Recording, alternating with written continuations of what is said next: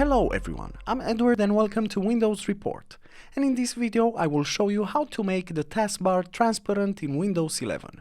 This is super easy and all you have to do is press the Windows button and type Microsoft Store, which you also select from the search results. Then in the Store app go to the search bar and type TranslucentTB. Afterwards click on the first result and then simply press on the blue install button. After the tool has been downloaded, simply press launch and voila, now you have a transparent taskbar. There's plenty of settings you can play with from the icon which is situated in the app tray in the right lower corner, so make sure to adjust your taskbar to your own liking. Pretty cool, right? As usual, for more information and details you can check the article in the description below.